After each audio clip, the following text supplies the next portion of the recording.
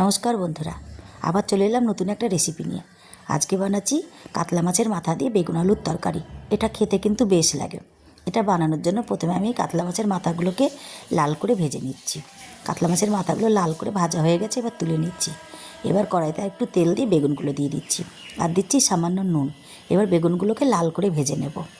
বেগুনগুলো লাল করে ভাজা হয়ে গেছে এবং বেগুনগুলো সিদ্ধ হয়ে গেছে। বেগুনগুলোকে আমি তুলে নিচ্ছি।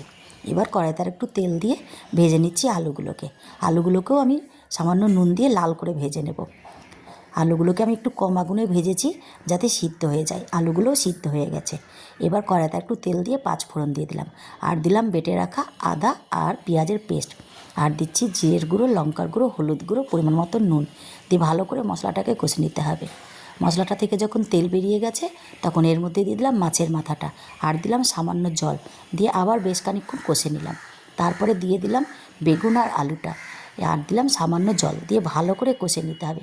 এখানে জলের পরিমাণ আমি কম দিয়েছি কারণ বেগুন আলুটা সিদ্ধ হওয়াই ছিল। আর দিলাম সামান্য চিনি দিয়ে বেশ খানিকক্ষণ নাড়াচাড়া করে নামিয়ে নিলাম।